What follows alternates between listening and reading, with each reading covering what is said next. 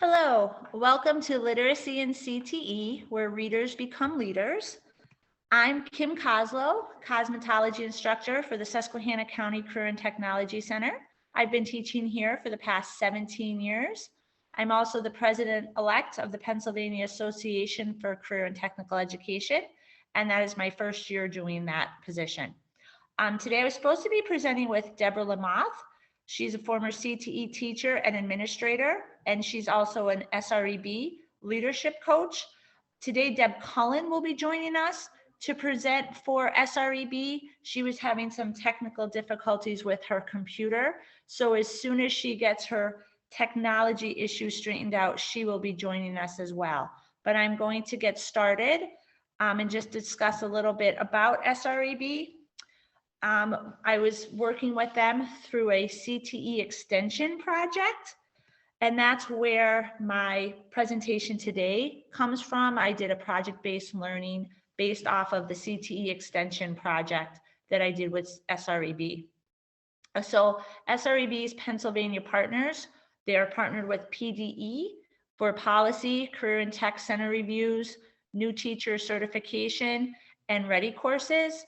Their District 12 plus, job embedded leader support, school support, pathway implementation, and OAC development. They're with 100 plus schools for job embedded teacher support, curriculum and instruction reviews, literacy and math in the workplace, and they're also involved in legislature for providing research, data, and resources. And my school is one of the school partners of SREB, and they do come in and help with our professional development. They help with direct classroom support, and they help tremendously with literacy and math in the workplace and incorporating it into CTE classrooms. All students can succeed when the whole school comes together to create rich, connected learning experience that helps students find a sense of purpose for their studies and their lives. And this is definitely true. Career and technical education, it's not a one-size-fits-all path for every high school student, so it is critical for them to be prepared for success on whatever path they take after graduating, whether they enter the workforce, join the military, or continue their education. This is something that I firmly believe in, so that's why I feel that SREB is a good fit for our school. Career and technical education in Pennsylvania offers students the opportunity to develop critical skills through a combination of classes and hands-on learning experiences, which allow them to apply academics to real-world problems. As a teacher in a CTE classroom, I feel that the hands-on learning experiences are very important for them to understand what we are teaching. There are more than 80 career and technical education centers across Pennsylvania that offer PDE-approved programs to thousands of students. These programs are built on foundations of academic rigor and high expectations for student learning and success. Students self-select to enroll in a CTC, and many participate in advanced placement or honors courses within their local school district. And I feel it's very important that everyone can understand the importance of a CTE education because it's a right fit for so many students. The readiness courses offered from SREB help unprepared students succeed in high school and post-secondary studies. SREB developed the courses with input from state leaders and master teachers to improve student skills and understanding in literacy and mathematics. Ready courses are a guaranteed curriculum that embeds powerful literacy strategies in every lesson. Ready Course CTE extensions are project connections that embed powerful literacy strategies in CTE pathways, leading to career confidence. SREB College Ready courses, what they are. College Ready courses are designed for students scoring in the 15 to 18 range on the ACT. Support students to benchmark high-level gap fillers, curriculum using scaffolding to fill prerequisite gaps as students work through high-level content, provide learning experiences to help students become successful in college. What they are not remediation courses, they are not intervention courses, and they are not low-level content or tasks.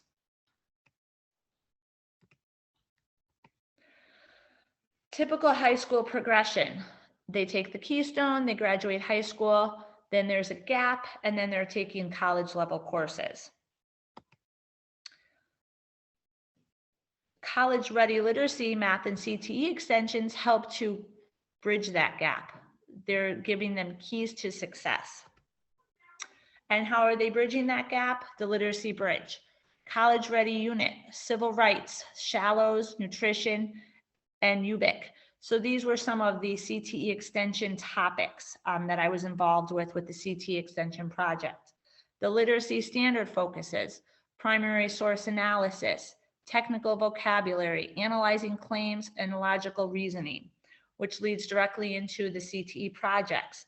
The Unity coin, which dealt with civil rights, cybersecurity, health choices campaign, which is what I kind of changed and adapted to my program content, and advancements in efficiency.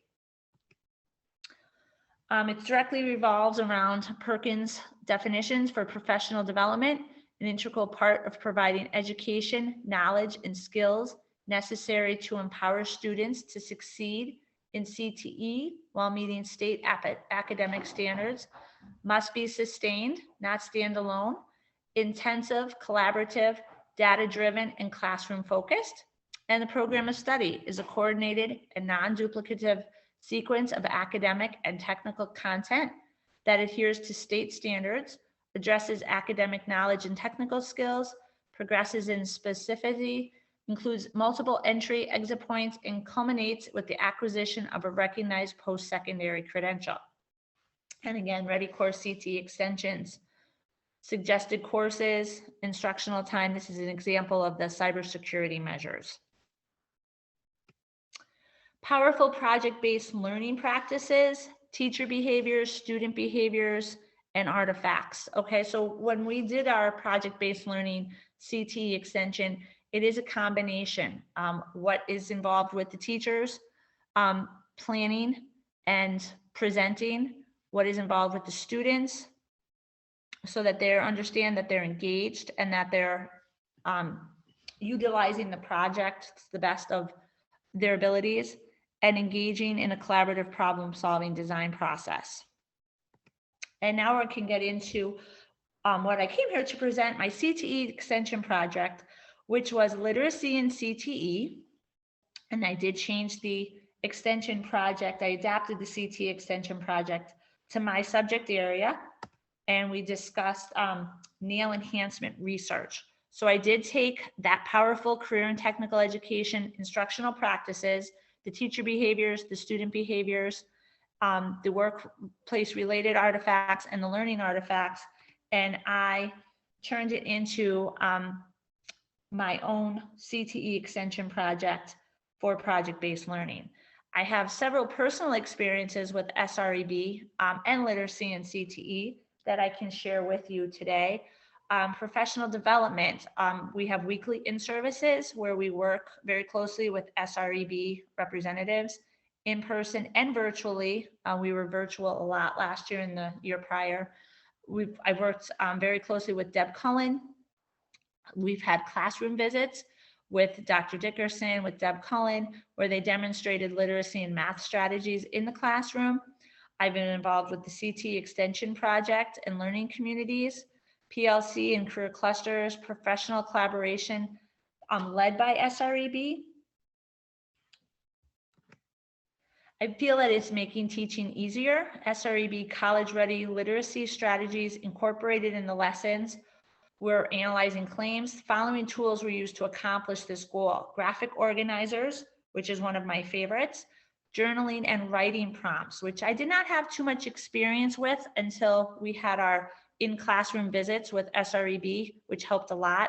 GIST templates was one of the examples, and project-based learning, which I've come to really utilize a lot in my classroom. My take on the CTE extension project, I did change it up a little bit to turn it into a NAIL enhancement research project.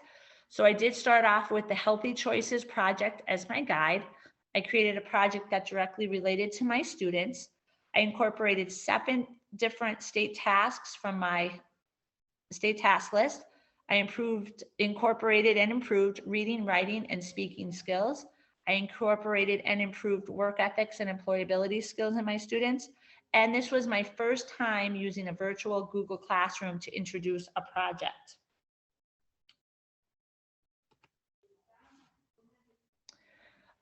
For my project, I kept the structure the same, but changed it to suit my students' needs.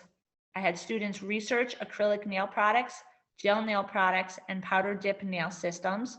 Students then compared and contrast information to determine which product was best for individual client needs, analyzing claims, and students prepared an informational pamphlet to help inform clients about the available nail products.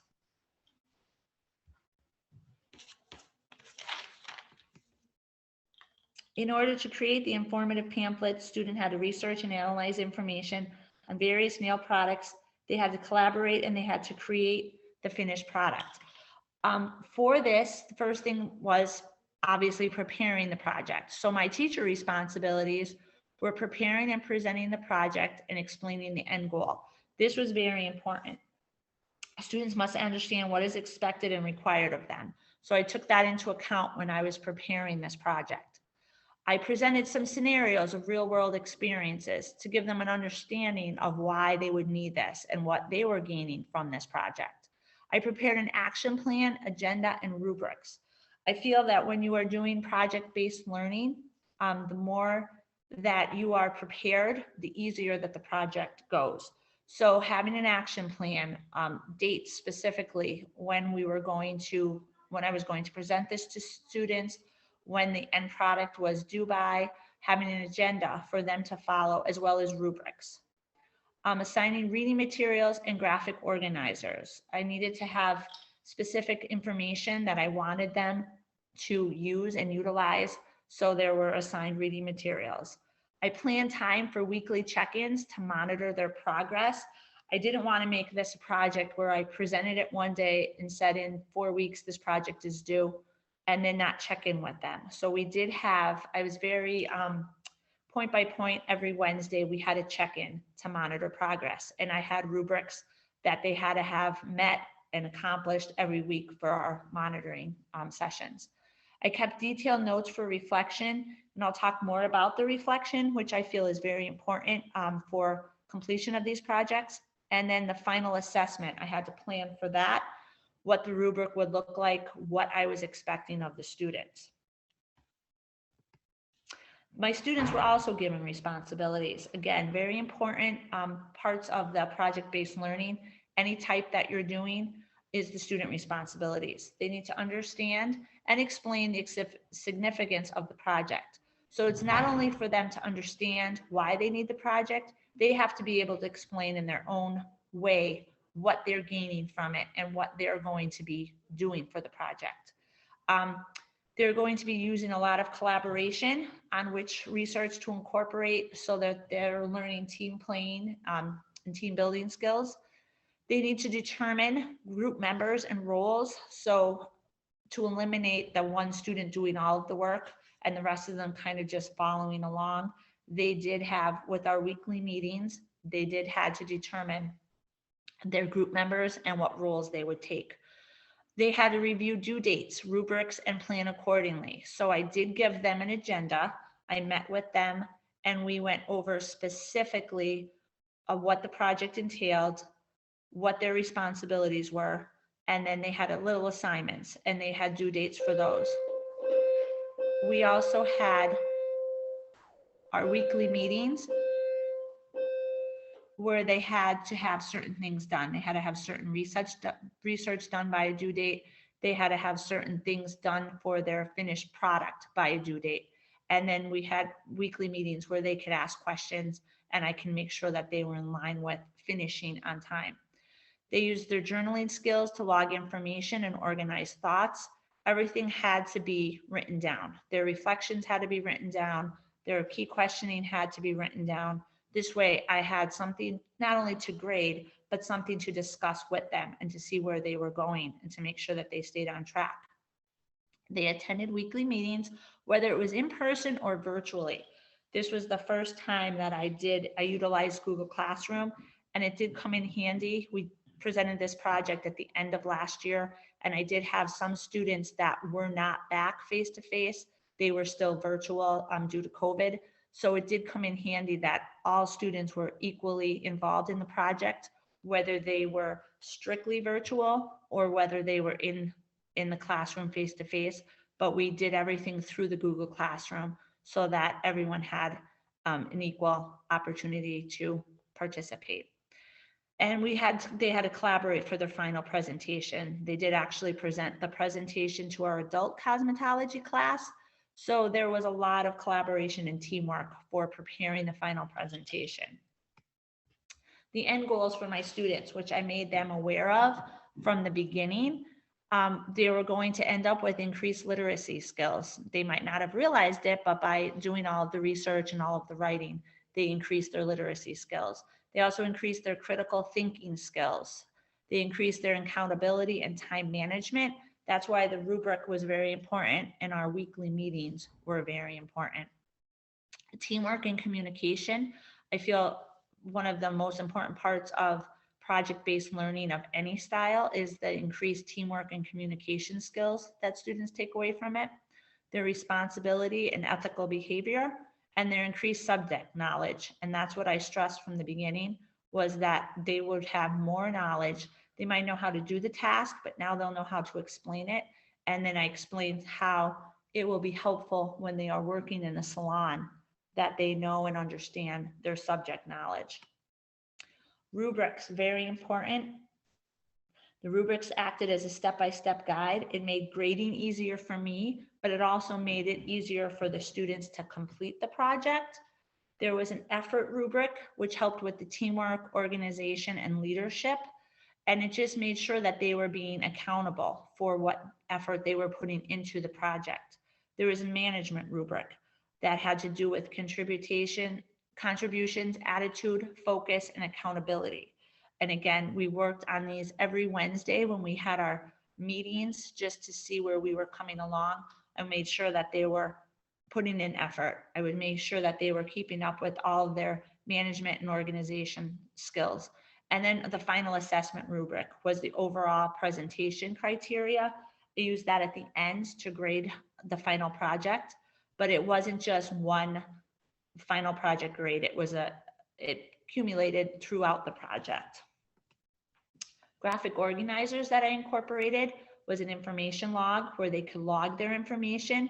I wanted to kind of help them and guide them, and that's where I feel the graphic organizers come in handy, so that they just weren't writing down notes here and there. They had a specific information log where they could record all of their information and then refer back to that when they were collaborating about what information to actually use in the project. I gave them focus questions, kind of to keep them grounded and to keep them on the track that I wanted them to stay on. We also use KWL charts, especially in the beginning. What did they know about this information? Where did they want to go with the project and learn more about? And then what they at the end, their final project kind of helped out with the KWL charts. And then the timeline outline. I think that was one of the most important things I find when doing project-based learning, is having that timeline outline where they need to be every week. So instead of just, like I said before, instead of just giving them a project and saying in 4 weeks this project is due, the timeline is very specific. And I had weekly assignments that were due. They were due every Wednesday. And when we met, I said, okay, I'm gonna hand in, I'm gonna collect your weekly assignments, and it pertains specifically to different things that needed to be done. So again, the timeline kind of goes back to the teacher responsibilities and my organizational skills, and just charting out where I wanted the project to be every week and where I wanted them to end up at. And it did end up taking us 4 weeks to complete it, but we had the timeline, so it made it go a little bit more smoothly. And then the end result, it was a 5-week project, which we finished in 4, implemented through Google Classroom. It involved 11 students. 1 student was completely virtual. So having the Google Classroom really helped that student to be involved. And like I said before, this was the first time that I ever used the Google Classroom for my project-based learning. Before that, I've used Google Classroom, but I never used it for project-based learning before. And I will continue to use it because it's something that they can just go back to and refer to whenever they need to. Students participated online and in the classroom, and it did turn out to be a successful project. And I think by having it posted virtually as well in the Google Classroom, they could refer back to my videos, they could refer back to articles, they could consult with each other, they could chat back and forth in the Google Classroom, and I had a proof of it at the end where I can go back and reflect on that as well. The following slides will show actual student work. I had essential questions, and I'm also going to show you some examples of research in the final brochure. Again, I use my graphic organizers and specific questions to keep everyone organized and on schedule. This question was my personal definition of teamwork. So before I even we started the project, I kind of went through some of the skills that they were going to need. They were going to need time management skills. They were going to need to learn to be a team player. They were going to need to learn to collaborate. So before we even got into the actual technical skills related to advanced nail techniques, we talked about what skills they were going to need to actually participate in this project, and teamwork was one of them. So some of the students, teamwork was when a group of people work together to solve a task or problem, which makes it easier for each person. Another student said it's listening to other people's opinions and doing it in a way that's easy for everyone. Also working together to get it done faster and easier, and getting more information that others might not have known about and have missed. And it's a group of people trying to accomplish a goal. So when I put this question out to my students, I didn't make it specific. I didn't say anything about grammar or it had to be so many sentences. I just wanted to keep it simple so that I didn't lose them right from the beginning. And I just simply said, tell me what you think teamwork is. Because some of them, you don't know where they're at and what level of thinking they're on. So I just started to keep it simple from the beginning. And then I gradually started to give them a little bit more to think about as we got more in depth into the project. How this project relates to my personal career choice. So I wanted to make them aware of why we were doing this project. So it deals with picking the best products for your clients and will help build up your confidence in not letting people down and giving the best choices you can get. It will help me determine the difference between all the different nail techniques, and doing nails is something I would want to do when I'm done with school. So therefore it will help me in the future. And then I made them think more about this. So once we had our weekly meetings, and once I realized what they were getting out of this, I made them realize too. I asked more in-depth questions, and I told them about when the client comes in and you have the client for a client consultation, and your client isn't sure about what product or what's best for their nails. And then you having the options and you having the experience to tell them what is best after a thorough client consultation, what is best. And that's part of being a professional nail tech. That's part of being a professional cosmetologist. And it's part of your responsibilities as a professional. So it kind of helped them kind of see past what they were thinking it would do and see other benefits to them as well. And then we also talked about their ethical responsibilities and what they had to do to participate. And so what will they contribute to the class? And some of them said keeping on top of work and checking in frequently, and by having a positive view. So before we even got into the actual project, I wanted them to realize what it meant to be part of project-based learning, and what it meant to be part of a project like this, and how they had to come together as a group, and how they had to collaborate and be team players. So the first part of the project was just making them realize what their responsibilities were to be part of a project. And before they even got into the technical or academic aspects of the project, I made sure that they had a complete awareness of what was expected of them and what their participation roles were in the project, which I find is very helpful when you're doing project-based learning. I think they're more on board if they know their responsibilities right from the start. So then this is the actual project. They had to compare powder dip, and acrylic, different products. So this were things that they came up with. It's applying a glaze or a primer to the nail with natural nails or over tips. Then you dip the nail in the powder dip, apply glaze again, and repeat until the desired color is formed. When filling in the nail, apply activator to set and harden the nails. Shape and buff nail is needed. Powder dip lasts up to a month. Powder dip usually costs anywhere from $30 to $50. To take powder dip nails off, it is the same process as acrylic and gel. And then they posted where they found information. But it's important, and I realized with them that they don't always understand. They're learning the techniques, but they don't understand that when they are in the salon and they're actually practicing the techniques, and it's the same with any profession that they're training for, they're going to have to deal with clients, and they're going to have to be able to explain it. So communication skills is very important. And I felt that this project helped with their communication skills and helped with them to understand and how to explain to a client the pros and cons and what is best for them and how to ask questions. So they did compare acrylic, gel enhancements, dip powders, and they had to come up with the pros and the cons. And again, this is what they would present to a client in the salon. Acrylics last long, they're stiff and less flexible, they have less breakage, can be an extension over the natural nail, protects the nail underneath from damage. The cons would make the nail fragile, causes damage to the nail bed, looks less natural, and the process uses harsh chemicals. So again, we discussed how they would discuss the pros and cons with a client in a positive way when helping the client make the decision about the best product for their nails. Then they went into gel enhancements. It makes the nails stronger and longer, hard but flexible, won't break off, glossy finish, dry right after you leave, so no worries of smudging. The cons of a gel nail application: they can make your nails too brittle, safety hazard of UV light exposure, can damage your hands. Then we talked about contact dermatitis and different things that can occur from that.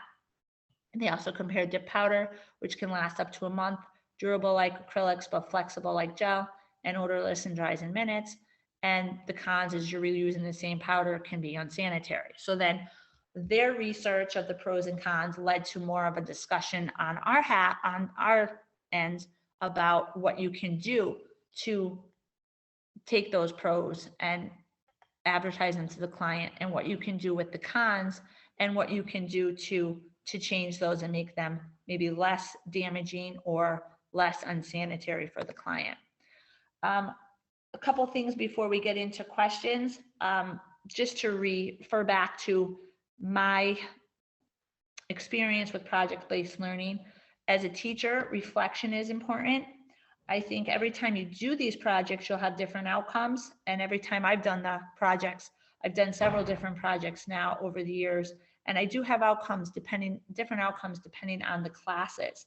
So I always make sure that I reflect, and then I use those reflections for improvement as well as modifications when working with future projects. Effort and participation is very important for all students involved.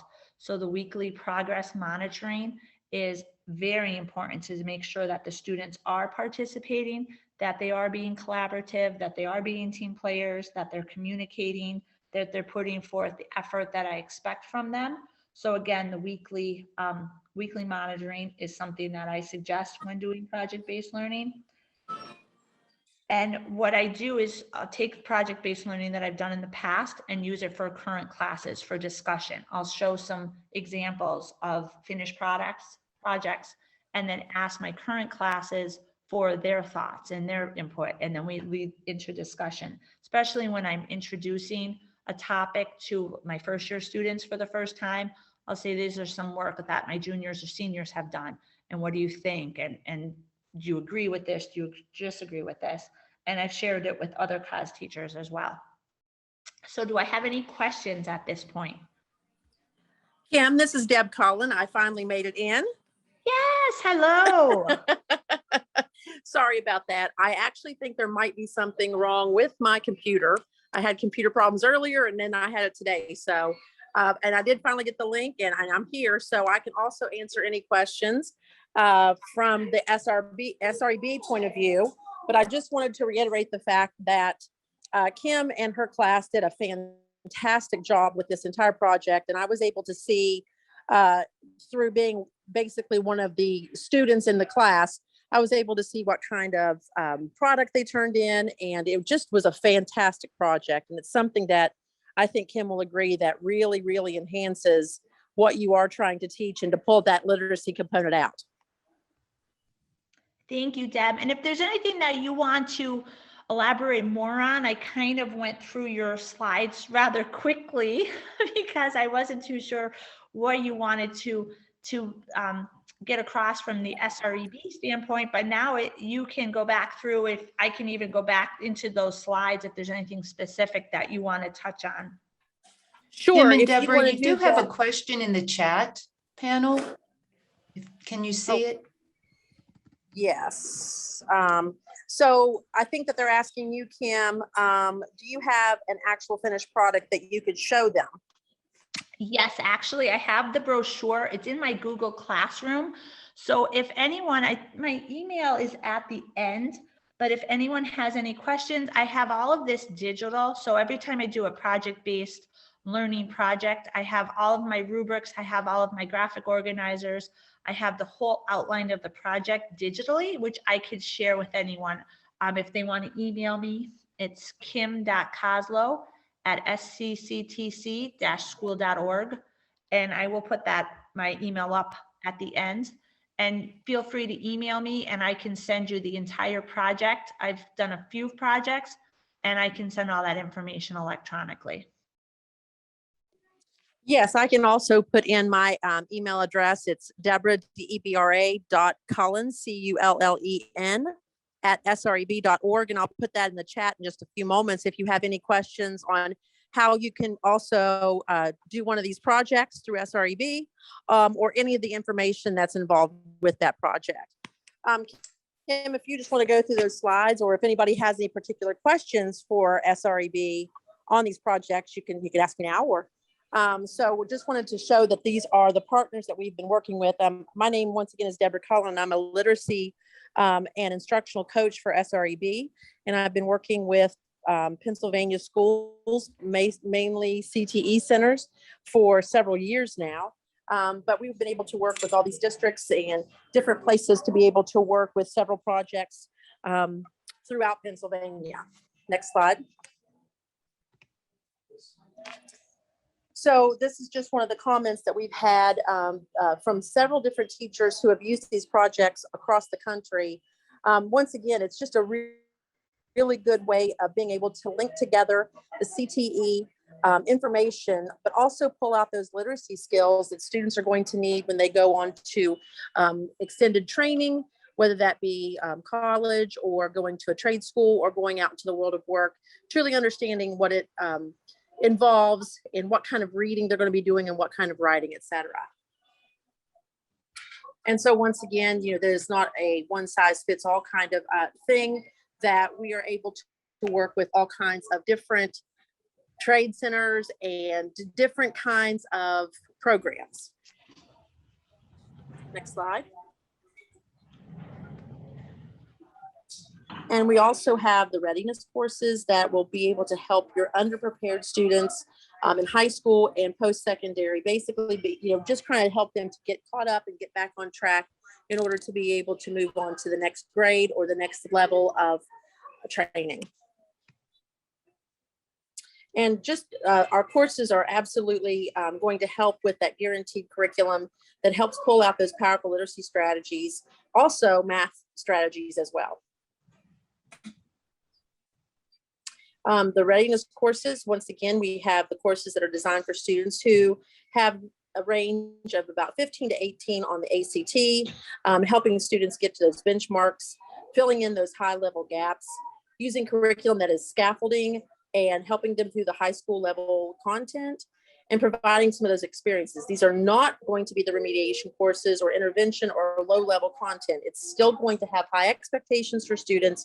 It's just helping them to catch up or to get on that level that they need to be on. And if you can see that this is kind of like the typical high school progression. And this is what we can do with the college ready, building those bridges and ladders to help them get to that next level.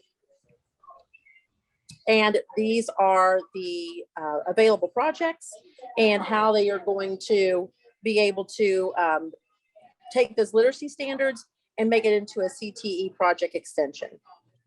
And Deb, just to interrupt for a minute, I think it's important too that we stress the fact that these college ready units or these literacy projects are already done. So you could take the civil rights, you could take the Unity Coin, you could take the Health Choices campaign, and you could present that project. It's already completely ready to present to your class.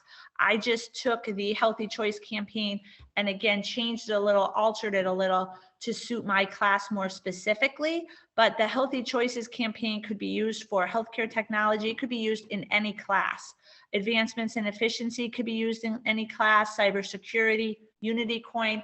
They are already completed projects, which I thought was outstanding, especially for new teachers or someone new to presenting project-based learning in the classroom, to have a project that's already done and it pretty much like a map to follow to present the project was very useful. And again, I just took that Healthy Choices campaign and tweaked it a little bit so that it was more specific to my class. Kim, I'm so glad you said that. That was one of my favorite things about the project that you did, was being able to take it and make it work for your classroom. But just like she said, they are absolutely ready to go with everything that you need in order to put those and embed those into your classroom. But also has the available features that you can be able to go in and customize it for your classroom. And Kim, I think we have a question in the chat. Okay, I don't have my chat up, so if you want to read the question. You do have a question in the Q&A. Okay, the Q&A. Like me to great. read it to you? Can you see it? I can see it. It's, did the students complete the work solely during actual classroom, or were there assignments done outside of the class as homework, or a combination of each? Okay, so that's a good question. It was a combination of each. So everything was posted in the Google Classroom, and the actual final project was posted using Google Slides in the Google Classroom. But I opened up on my end, I opened up the Google Classroom on my smartboard. So even though they were doing it through the Google Classroom, I was there helping them and walking them through it. So when I presented and we had our weekly meetings on Wednesdays, I would use my Google Classroom. They would pull it up on their computers. So even though they were face-to-face, we were utilizing the Google Classroom. They were on their computers, and I did have the one student that was completely virtual. So she was still able to log in and to have weekly discussions with us. And it worked out really good. And again, like I said, I have the whole project now saved in that Google Classroom so that I can utilize it again. I can reflect on it. I can modify it. I can pull from it. I could use it for classes now. I'll bring it up, especially with my first year students. When we're just even learning how to use the Google Classroom, I'll pull that up and I'll say, this is an example of, what students have done. I used that this year with my first year students coming in. And I just brought it up and said, this is an example of where we can go with the Google Classroom. It's not just, something that you're finding your assignments posted on or your bell work for the day. This is something that we can actually collaborate and we can communicate through. So thank you. That was a good question. Yeah, and that's a good point too, is that, in this day and age and in what's happened recently with COVID and being homeschooled or being at home for school, this is something that you can absolutely do through using something like Google Classroom, that you could be actually virtual or face-to-face or in a blended environment. So it's something that is already ready-made that you can have for whatever situation we're in the classroom. The powerful project-based learning practices are just things that you're able to use to kind of guide you and let you see exactly what the teacher's doing, what the student's doing, the artifacts and things like that.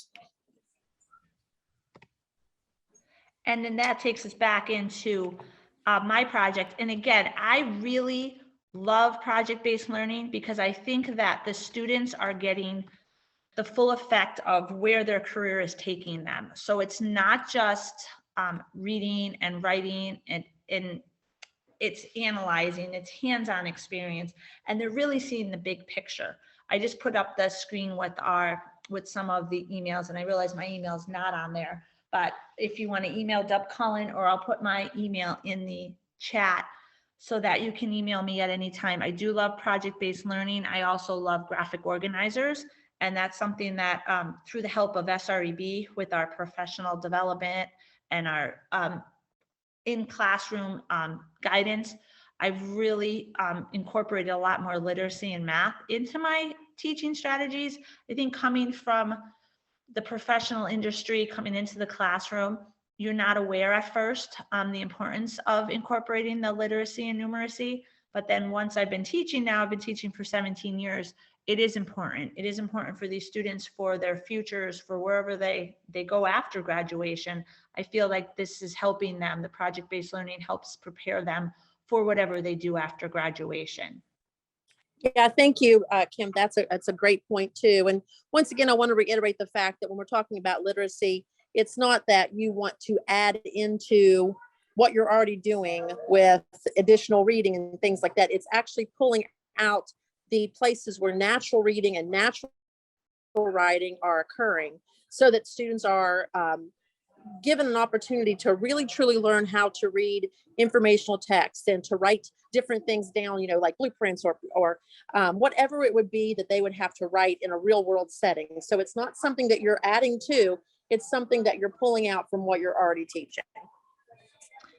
And you're so right, Deb. And I never realized it is easy when you think about, you just have to kind of train yourself to think about what they will need when they go into the workforce, or if they go on to post-secondary.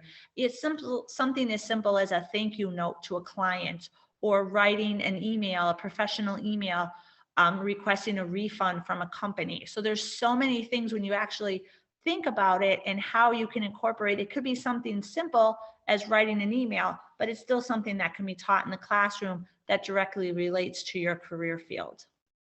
And these are great ways to incorporate your OACs or your business and industry partners, is because they really have a handle on what kinds of literacy situations students are going to come up against when they go out into the workforce. So even being able to have your OAC partners help you with what kinds of things your students are going to be reading, what kind of things your students are going to be writing, and to try to incorporate those into projects when you can.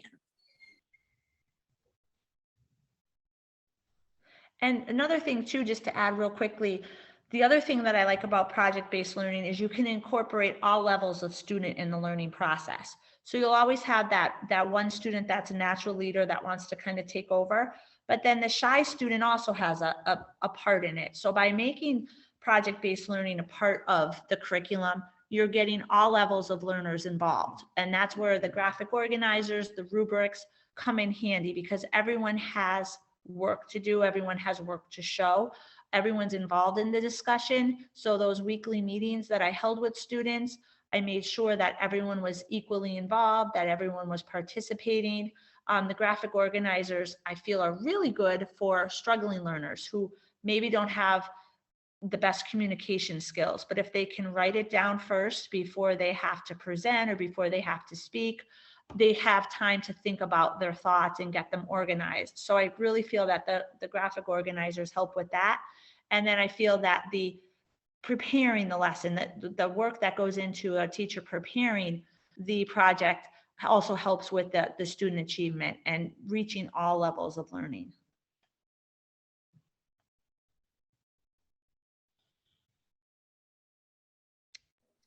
Any other questions?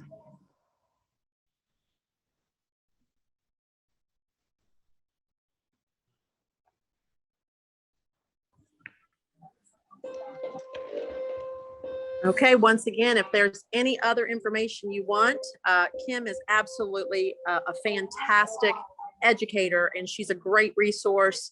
If you have any questions about what it looks like in the classroom, she's a great resource. And once again, please reach out to myself or my director, Linda Floyd, or Deborah Lamoth, whose emails are on this slide.